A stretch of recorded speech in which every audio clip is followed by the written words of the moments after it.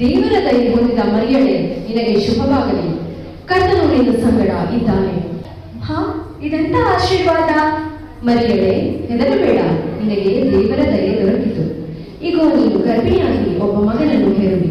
ಆತನಿಗೆ ಯೇಸುವೆಂದು ಹೆಸರಿಡಬೇಕು. ಆತನು ಮಹಾಪುರುಷನಾಗಿ ಪರಾತ್ಪರನ ಕುಮಾರನೆನಿಸಿಕೊಳ್ಳುವನು. ಇದು ಹೇಗಾಯಿತು? ನಾನು ಪುರುಷನನ್ನು ಅರಿತವಳಲ್ಲವಲ್ಲ. ಭಯಪಡಬೇಡ ಮರಿಯಳೆ, ನಿನ್ನ ಮೇಲೆ ಪವಿತ್ರಾತ್ಮ ಬರುವುದು. ಪವಿತ್ರಾತ್ಮನ ಶಕ್ತಿಯ ನೆರಳು ನಿನ್ನ ಮೇಲೆ ಬೀಳುವುದು. ಆದುದರಿಂದ ಹುಟ್ಟುವ ಪವಿತ್ರ ಶಿಶು ದೇವರ ಮಗನೆನಿಸಿಕೊಳ್ಳುವುದು. ಇಗೋ, ನಾನು ಕರ್ತನ ದಾಸಿ, ನಿಮ್ಮ ಮಾತಿನಂತೆ ನನಗಾಗಲಿ.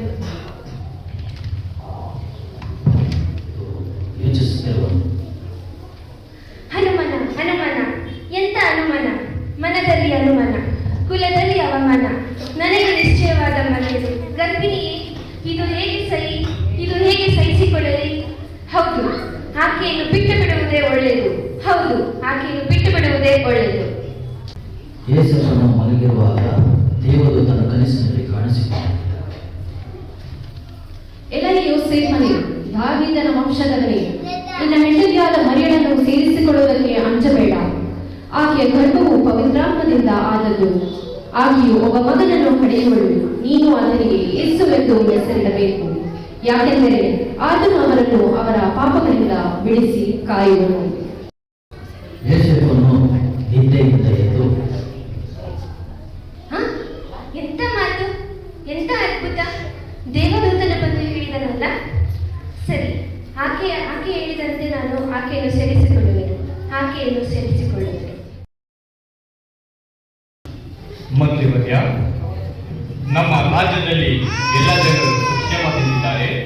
ಹೌದು ಮಹಾಪ್ರಭು, ತಮ್ಮ ಇಚ್ಛೆಯಂತೆ ಎಲ್ಲ ಪ್ರಜೆಗಳು ಸುಕ್ಷೇಮದಿಂದಿರುವರು ಹಾಗೂ ಹೆಚ್ಚುವರಿ ತೆರಿಗೆಯನ್ನು ರದ್ದುಗೊಳಿಸಿ ಅದಕ್ಕೆ ಸರಿಯಾದ ಬೊಕ್ಕವನ್ನು ಕೊಟ್ಟು ಮಾಡಲಾಗಿದೆ ಮಹಾಪ್ರಭು. ಸಂತೋಷ ಮಹಾಪ್ರಭು. ರಾಜಾಜ್ಞೆಯನ್ನು ಪರಿಪಾಲಿಸುವ ಈ ಜನತೆಯಲ್ಲಿ ಮತ್ತು ಪ್ರಜೆಗಳಲ್ಲಿ ರಾಜಭಕ್ತಿ ಮತ್ತು ದೇಶ ಪ್ರೇಮ ಬೆಳೆಸುವಲ್ಲಿ ಶ್ರಮವಹಿಸಿದ್ದಾರೆ. ಇದರಿಂದಾಗಿ ರಾಜ್ಯದಲ್ಲಿ ಗೂಢಾಚಾರರು, ಬಂಡಾಯಗಾರರು, ಗಲಭೆಕೋರರು ಕಠಿಣವಾದ ರಾಜಾಜ್ಞೆಯನ್ನು ಪರಿಪಾಲಿಸುತ್ತಾ ತಮ್ಮ ರಾಜ್ಯದ ದ್ರೋಹಿಗಳನ್ನು ಸೆರೆ ಹಿಡಿದು ನೇಣುಗಂಬಕ್ಕೆ ಏರಿಸಿದ್ದಾರೆ. ಸ್ವಇಚ್ಛೆ ನಾಲಿಗೆ ಜೀವಂತವಾಗಿಲ್ಲ. ಜನರೆಲ್ಲರೂ ಮನೆಯ ಮಾಳಿಗೆ ಮೇಲೆ ನಿಂತು ರಾಜನಿಷ್ಠರಾಗಿದ್ದಾರೆ. ಇವರಿಗೆ ಕರುಣೆ ಸಾಗಿಸುವುದಕ್ಕಿಂತ ಕತ್ತಿ ಸಾಗಿಸುತ್ತೇನೆ ಮಹಾಪ್ರಭು. ಶಬಾಸ್ ದಂಡನಾಯಕ. ನಮ್ಮ ರಾಜ್ಯದಲ್ಲಿ ಈ ರಾಜನೀತಿ ಹೀಗೆ ಮುಂದುವರಿಯಲಿ.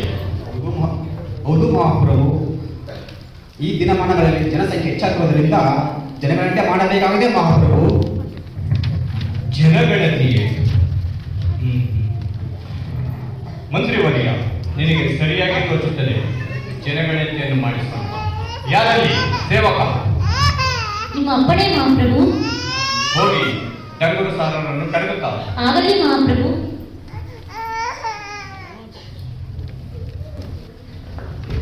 ಮಹಾಪ್ರಭುವಿಗೆ ವಂದಿಸುವೆನು. ಎಲ್ಲರಿಗೂ ಕಾರಣ, ನಮ್ಮ ರಾಜ್ಯದಲ್ಲಿ ಜನಸಂಖ್ಯೆ ಹೆಚ್ಚಾಗಿರುವುದರಿಂದ ನೀನು ರಾಜ್ಯದ ಎಲ್ಲ ಬೀದಿಗಳಲ್ಲಿ ಹೋಗಿ ಎಲ್ಲರೂ ಖಾಲಿ ಸುಮಾರಿ ಮಾಡಿಸಿಕೊಳ್ಳಬೇಕೆಂದು ಸಾರು. ಇದು ರಾಜಾಜ್ಞೆ, ಪಾಲಿಸಲೇಬೇಕು. ಆಗಲಿ ಮಹಾಪ್ರಭು. ಕೇಳ್ರಪ್ಪು, ಕೇಳ್ರಿ, ಎಲ್ಲರ ಕಿವಿ ಕೊಟ್ಟು ಕೇಳ್ರಿ. ಇದು ರಾಜಾಜ್ಞೆ. ಎಲ್ಲರೂ ತಮ್ಮ ತಮ್ಮ ಊರುಗಳಿಗೆ ಹೋಗಿ ಕಾನೇಶ್ವರಿ ಬರೆಸಿಕೊಳ್ಳಬೇಕೆಂದು ಇದು ಹೆರೋದ ರಾಜನ ಆಜ್ಞೆ. ಕೇಳ್ರಪ್ಪು, ಕೇಳ್ರಿ.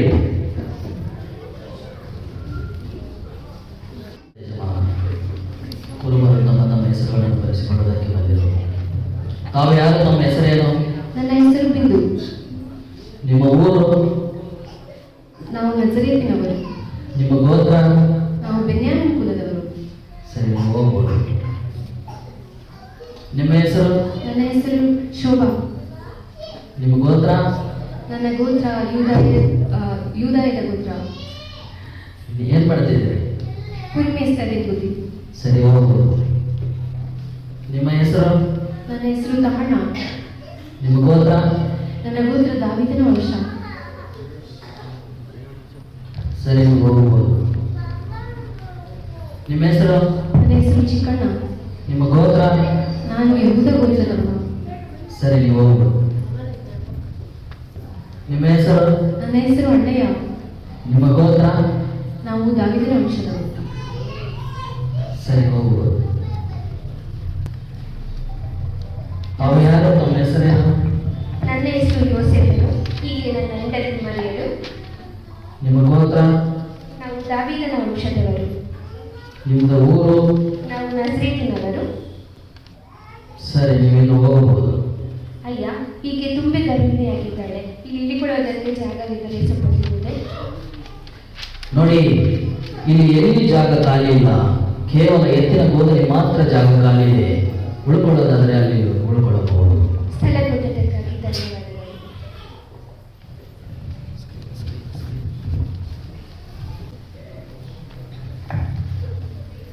ದೇವದೂತರು ಕಾಣಿಸಿಕೊಂಡು, ಹೆದರಬೇಡಿರಿ, ಕೇಳಿರಿ, ಜನರಿಗೆಲ್ಲ ಮಹಾ ಸಂತೋಷ ಉಂಟು ಮಾಡುವ ಶುಭ ಸಮಾಚಾರವನ್ನು ತಿಳಿಸುತ್ತೇನೆ. ಅದೇನೆಂದರೆ, ಈ ಹೊತ್ತು ನಿಮಗೋಸ್ಕರ ದಾವೀದನೂರಿನಲ್ಲಿ ಒಬ್ಬ ರಕ್ಷಕನು ಹುಟ್ಟಿದ್ದಾನೆ. ಆದರೂ ಕರ್ತನಾಗಿರುವ ಕ್ರಿಸ್ತನೇ. ಆದರೂ ನಿಮಗೆ ಗೊತ್ತಾಗೋದಕ್ಕೆ ಬಿಡುತ್ತೇನೆಂದರೆ, ಬಟ್ಟೆಯಿಂದ ಸುತ್ತಿರುವ ಒಂದು ಕೂಸು ಗೋದಲಿಯಲ್ಲಿ ಮಲಗಿರುವುದನ್ನು ಕಾಣುವಿರಿ. ಆಗ ಆಕಾಶದಲ್ಲಿ ಒಂದು ದೊಡ್ಡ ಗುಂಪು ಕಾಣಿಸಿಕೊಂಡು, ಮೇಲನ ಲೋಕಗಳಲ್ಲಿ ದೇವರಿಗೆ ಮಹಿಮೆ, ಭೂಲೋಕದಲ್ಲಿ ಮನುಷ್ಯರೊಳಗೆ ಸಮಾಧಾನ, ದೇವರು ಅವರಿಗೆ ಒಲಿಯುತ್ತಾನೆ ಎಂದು ಹಾಡಿದರು.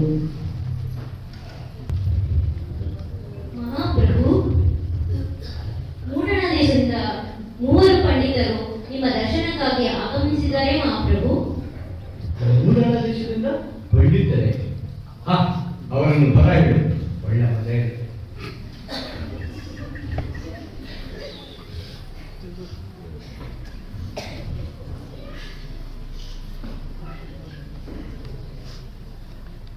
ಯೆಹೋವನ ಮಹಾರಾಜನಿಗೆ ಶುಭವಾಗಲಿ. ಮೂಡಣ ದೇಶದ ಜೋಯಿಸರಾದ ನಾವು ನಮಸ್ಕರಿಸುತ್ತೇವೆ. ಮೂಡಣ ದೇಶದ ಜೋಯಿಸರೇ, ನಿಮ್ಮ ಈ ಆಗಮನಕ್ಕೆ ಕಾರಣವೇನು? ಅಪ್ಪಣೆಯಾಗಬೇಕು. ಮಹಾಪ್ರಭು, ಯಹೂದ್ಯರ ಅರಸರಾಗಿ ಹುಟ್ಟಿದ ರಾಜ ಕಂದನಿಗೆ ಅಡ್ಡ ಬೀಳಲು ಬಂದೆನು. ಯಹೂದ್ಯ ರಾಜಕಂದನವೇ?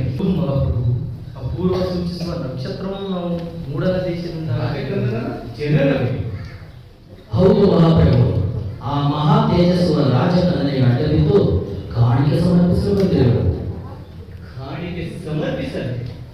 ಹೌದು, ರಾಜನು ಯಾಜಕನು ಆಗಲಿರುವ ಆ ದೈವ ಕುಮಾರನಿಗೆ ಅಡ್ಡಬಿದ್ದು ಕಾಣಿಕೆ ಸಮರ್ಪಿಸಲು ಚಿನ್ನ, ಧೂಪ, ರಕ್ತಬೋಳಗಳನ್ನು ತಂದಿರುವೆವು. ಸಾಕು, ನಿಲ್ಲಿಸಿ ನಿಮ್ಮಯ ಸಂಬಂಧ ಪ್ರಲಾಪ. ರಾಜಕಂದನ ಜನರವೇ? ನಕ್ಷತ್ರವೇ? ಕಾಣಿಕೆಯೇ? ಏನೋ ವಿಚಿತ್ರವಾಗಿ ತೋರುತ್ತದೆ.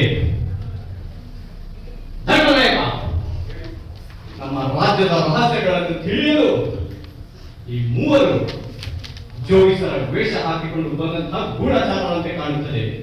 ಇವರನ್ನು ಈಗಲೇ ಬಂಧಿಸಿ ಕಾಲಗೃಹದಲ್ಲಿ ಕಠಿಣ ಶಿಕ್ಷೆಯನ್ನು ಕೊಡು. ಬಂದಿರೋ ವಿಚಾರ ತಾವೇ ಬಾಯಿ ಬಿಡುತ್ತಾರೆ. ಮಹಾಪ್ರಭು, ಹಾ. ಇವರನ್ನು ಹೀಗೆ ಶಿಕ್ಷಣಕ್ಕಿಂತ ಮುಂಚೆ ರಾಜರಾದ ರಾಜರಾದ ಸಾಹಿತಿಗಳನ್ನು ಕಾಯಿಸಿ ಸೂಕ್ತ ವಿಸರ್ಜನೆ ಮಾಡುವುದು ಒಳ್ಳೆಯದು. ಮಹಾಪ್ರಭು, ಮಂತ್ರಿವರ್ಯ, ಶಾಸ್ತ್ರಿಗಳನ್ನು ವಿಚಾರಿಸುವುದೇ? ಹಾಗೆ ಒಂದು ಒಳ್ಳೆಯ ಉಪಾಯವನ್ನು ಕೊಟ್ಟಿದ್ದೀಯ. ಯಾರಲ್ಲಿ ಸೇವಕ? ಬುದ್ಧಿ ಮಾಪಣೆ. ನಮ್ಮ ರಾಜ್ಯದಲ್ಲಿರುವ ಎಲ್ಲ ಶಾಸ್ತ್ರಿಗಳನ್ನು ಬರ ಹೇಳಿ. ಆಗಲಿ ಮಹಾಪ್ರಭು.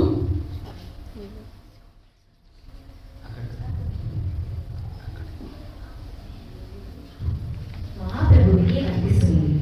ಶಾಸ್ತ್ರಿಗಳೇ, ಕ್ರಿಸ್ತನ ಜನನದ ಬಗ್ಗೆ ವಿಚಾರಿಸಿ ಸ್ವಲ್ಪ ತಿಳಿಸಿ. ಅಗತ್ಯವಾಗಿ ಮಹಾಪ್ರಭು. ಮಹಾಪ್ರಭು, ಕ್ರಿಸ್ತನು ಹುಟ್ಟಬೇಕಾದದ್ದು ಬೆತ್ಲೆಹೇಮಿನಲ್ಲಿಯೇ. ಏನು? ಬೆತ್ಲೆಹೇಮಿನಲ್ಲಿಯಾ? ಹೌದು ಮಹಾಪ್ರಭು. ಯಹೂದ ಸೀಮೆಯ ಬೆತ್ಲೆಹೇಮೆ ಯಹೂದ್ಯರ ಮುಖ್ಯ ಪಟ್ಟಣಗಳಲ್ಲಿ ನೀನು ಎಷ್ಟು ಮಾತ್ರವೂ ಸಣ್ಣದಲ್ಲ.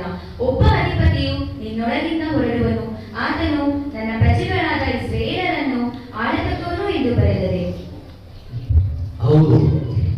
ಶ್ರಾವಣ ನಕ್ಷತ್ರ ದೇವರೇ ಕಳಿಸಿದ್ದು. ಕ್ರಿಸ್ತನ ಹುಟ್ಟಿದ್ದು ಖಂಡಿತ ನಿಜ. ದೇವರಿಗೆ ಸ್ತೋತ್ರ. ಏ, ಸಾಕು ನಿಲ್ಲಿಸಿ ನಿಮ್ಮ ಈ ಆರ್ಭಟ. ಇದು ಹೆರೋದನ ಅರಮನೆ ಎಂಬುದು ಸ್ವಲ್ಪ ಜ್ಞಾಪಕದಲ್ಲಿರಲಿ. ಇಲ್ಲಿ ಅಂತ್ಯಕ್ಕೆ ಆಸ್ಪದವಿಲ್ಲ. ಸೊಕ್ಕಿನ ಕಿಡಿಗೆ ರಾಜಕಂದನಿಗೆ ಕಾಣಿಕೆ ಅರ್ಪಿಸುವಷ್ಟು ರಾಜನಿಷ್ಠೆಯೇ. ಛೀ!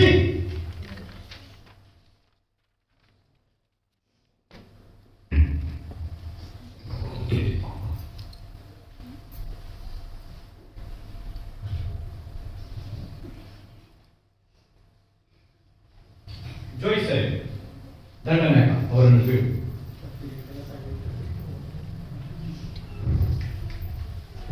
ಜೋಯಿಸರೆ, ನೀವು ಗೂಢಚಾರರೆಂದು ನಾನು ವಿಚಾರಿಸುತ್ತೇನೆ.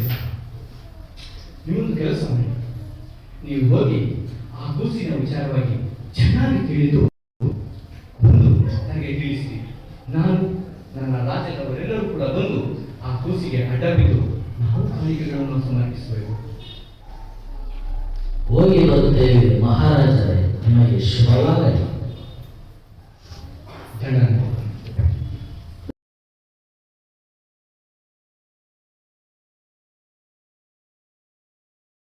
ಕುರುಬರು ತಮ್ಮ ತಮ್ಮ ಕಾಣಿಕೆಗಳನ್ನು ಕೂಸಿಗೆ ಸಮರ್ಪಿಸಿ ನಮಸ್ಕರಿಸಿದರು.